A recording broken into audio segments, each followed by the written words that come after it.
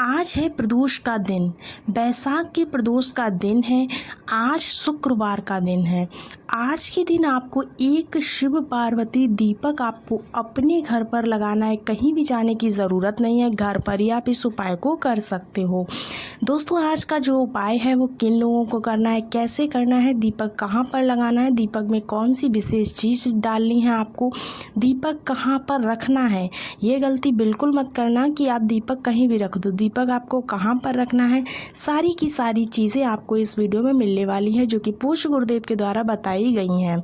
तो वीडियो को स्टार्ट करते हैं। चलिए, श्री शिवाय नमस्तोभ्यम। आप सभी को पता है कि आज है शुक्रवार का दिन। कौन सा दिन है? शुक्रवार का दिन है। और दोस्तों, मैंने आपको कई बार बता रखा है कि जब भी प्रदोष का दिन आता है तो दोस्तों ये जो दिन होता है वो शिव पार्वती का दिन होता है। यह जो दीपक है चावल के दाने के साथ में हमें लगाना है। ये दीपक किसके लिए हम लगाएंगे? शिव पार्वती के लिए। अपने घर पे ही लगाएंगे, कहीं आपको जाना नहीं है बाहर, घर से बिल्कुल भी निकलने की ज़रूरत नहीं पड़ेगी। अपनी फैमिली के लिए, अपने परिवार के लिए इस दीपक को आज के दिन ज़रूर से लगाइएगा। आज प्रदोष का दिन है और आपका शुक्रवार का दिन है। घर में, परिवार में उन्नति के लिए इस दीपक को ज़रूर लगाइएगा, ठीक है ना। अब हम बात कर लेते हैं कि हमको दीपक लगाने के लिए क्या क्या चीज़ों की ज़रूरत पड़ने वाली है। दीपक हमें कौन सा लेना है? देखिए, दीपक आपको क्या करना है, यहाँ पर आज का जो दीपक है वो लगाने के लिए आपको पुराना दीपक लेना है। वो भी कौन सा? मिट्टी वाला। आटे का दीपक आप मत बनाइएगा, अच्छा रहेगा आप मिट्टी का ही दीपक ले लें। दीपक लेने के बाद आपको क्या करना है, इसको अच्छे से धो लेना है। धोने के बाद में इस दीपक के अंदर आपको क्या डालना है, कौन सी इसमें बाती डालनी है, इसके बारे में हम बात कर लेते हैं। देखिएगा, ये जो दीपक है वो किसके लिए हम लगा रहे हैं? शिव पार्वती के लिए। अब शिव और पार्वती के दीपक का मतलब क्या होता है? तो दोस्तों, इस दीपक को जब हम लगाते हैं तो लगाने की कोई जगह निर्धारित नहीं होती है। करना क्या है, मतलब कहने का है कि आप जब दीपक तैयार कर लेंगे, अगर आपके घर में भोले शंकर का शिवलिंग रखा हुआ है तो आप उस शिवलिंग के पास में इसको प्रज्वलित कर सकते हैं। अगर पास में शिवलिंग नहीं है घर में तो आप क्या करेंगे, आपके घर में बेलपत्र का पेड़ हो, आप उसके पास में इसको प्रज्वलित कर सकते हो। कोई दिक्कत की बात नहीं है, दोनों में से किसी भी स्थान पर आप इसको प्रज्वलित कर सकते हो। शिवलिंग के पास लगाना है तो शिवलिंग के पास लगा लीजिए, नहीं तो बेलपत्र के पेड़ के पास में आप इस दीपक को लगा सकते हैं। थोड़ा सा तरीका अच्छे से समझ लीजिए। आप सभी लोगों को इस दीपक के अंदर डालना क्या है, तो घी जो घर में इस्तेमाल करते हैं ना, देशी शुद्ध घी, उसको ही आपको इसमें डालना है। क्योंकि हम सभी लोगों को पता है ये दीपक एक विशेष तिथि पर लगा रहे हैं, यानी कि प्रदोष की तिथि पर लगा रहे हैं। और महीना कौन सा चल रहा है? बैसाख का। बैसाख महीने की प्रदोष अगर पड़ती है तो सबसे बड़ी प्रदोष मानी जाती है। अब मैं आप लोगों को एक चीज़ बता रहा हूँ, घी जो आपने डालना है वो घी आप इस दीपक में भर लेंगे। भरने के बाद आपको क्या करना है, आपको इसमें बाती कौन सी डालनी है, हमें गोल बत्ती का दिया लगाना होगा या फिर लंबी बत्ती का दिया लगाना होगा। अगर आप इस दीपक को भोले शंकर की शिवलिंग के पास में लगा रहे हो, कहाँ पर? शिवलिंग के पास में, तो आपको ध्यान रखना है कि आपको इसमें गोल बाती ही डालनी है, ठीक है ना। वही दीपक अगर आप बेलपत्र के पेड़ के नीचे लगा रहे हो, बेलपत्र का पेड़ है आपके घर में, वहाँ पर लगा रहे हो, तो आपको लंबी बाती लगानी है। दोनों चीज़ें आपको बहुत अच्छे से समझ आ रही होंगी। आप जिस भी जगह पर दीपक लगा रहे हो उस हिसाब से आप उसमें बाती का प्रयोग कर सकते हैं।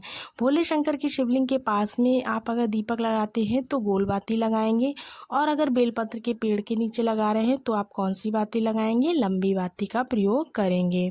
चावल के दाने को लेने की बात तो आपकी ऐसी है कि आपको चावल का दाना जो मैंने बताया है वो चावल का दाना लेना है।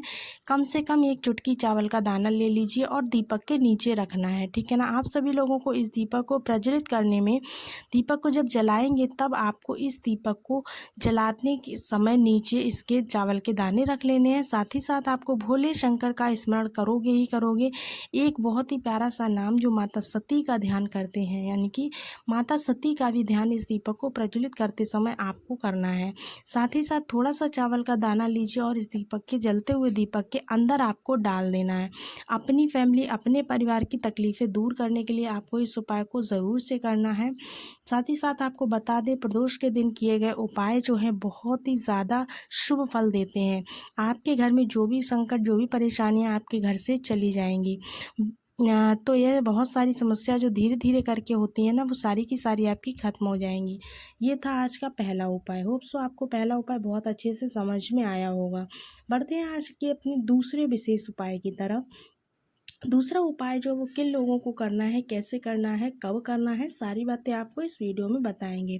दूसरा उपाय हमारा हमेशा ही रोग को लेकर रहता है, तो इस दिन भी हमारा रोग को लेकर ही उपाय है, रोग मुक्ति के लिए। अगर आप किसी भी प्रकार की दवा खा रहे हैं, आपको असर नहीं कर रही है, ठीक नहीं हो पा रहे हैं, तो आपको इस उपाय को ज़रूर से करना है।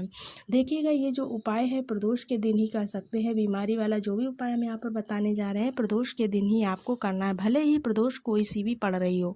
क्या करना है आपको लेना है जो मूंग के दाने आते हैं ना, सजी वाले मूंग के दाने, आपको वो लेने हैं। गिनती की आवश्यकता नहीं है, आपको एक चुटकी मूंग के दाने ले लेने, मतलब कि कम से कम 10, 12, 15 दाने हों, ऐसे आपको ले लेने हैं।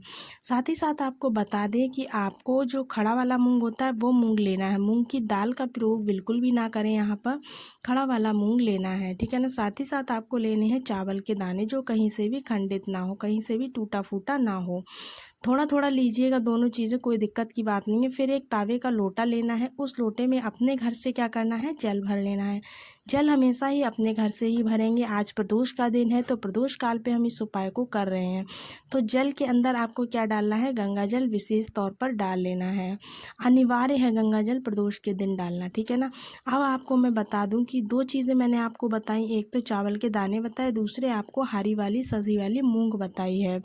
तो जो मूंग के दाने होंगे, मूंग के दानों को तो आपको लेकर के कलश के अंदर डाल लेना है, ठीक है ना। लेकिन जो चावल के दाने हैं आपके पास, उसे आपको अपने पास में रखना है, उसको लोटे के अंदर में नहीं डालना है। अब आप क्या करेंगे, आप इस कलश में एक छोटा सा काम ज़रूर करेंगे। जो भी व्यक्ति आपके घर में बीमार है, जो भी परेशान रहता है, उसके हाथों से इसको एक बार स्पर्श करा देंगे। अगर स्पर्श नहीं करा सकते तो इस कलश को 7 बार से उसके ऊपर से उतार लेना है। उतारने के बाद आपको क्या करना है, इस कलश को लेकर जाना है महादेव की शिवलिंग के पास में। इस उपाय को आप घर पे ना करके मंदिर में करिएगा, तो ज़्यादा फ़ायदा होने वाला है। उतारने के बाद आपको पानी, मतलब जो जल है आपका, वो लेकर के पहुंच जाना मंदिर में, और साथ में आपको चावल के दाने भी ले जाने हैं। अब आपको क्या करना है, मंदिर में पहुंचने के बाद में आपके पास में मूंग के दाने थे, वो आपने जल में डाल लिए। साथ ही साथ आपके पास में है चावल के दाने। तो आपने जो चावल के दाने लिए हैं, वो चावल के दाने आपको शिव जी के ऊपर समर्पित करने हैं, शिवलिंग के ऊपर आपको समर्पित करने हैं। साथ ही साथ आपको बता दें, जल अभी आपको नहीं चढ़ाना है। समर्पित करने के बाद में आपको जल को समर्पित करना है, वो शिवलिंग के ऊपर न समर्पित करके आपको क्या करना है, माता के हस्त कमल पर आपको जल अर्पित करना है। शिवलिंग के ऊपर जल नहीं चढ़ाएंगे, बल्कि माता के हस्त कमल पर आपको जल चढ़ाना है, कुंदकेश्वर महादेव का नाम लेते हुए। किनका नाम लेना है, कुंदकेश्वर महादेव। कुंदकेश्वर महादेव के नाम से जो भी बीमारी, जो भी दवाई आप खाते हैं, उससे आपकी बहुत ज़्यादा फ़ायदा होता है। जब भी दवाई खाने चले तो कुंदकेश्वर महादेव का नाम ज़रूर से लें। होप सो आपको उपाय बहुत अच्छा लगा होगा। दोनों ही उपाय बहुत ही उपयोगी हैं। दोनों में से जो भी उपाय आपको अच्छा लगे वो आप आज के दिन कर सकते हैं। मिलते हैं आपको अगले वीडियो में, तब तक के लिए सभी को राधे राधे।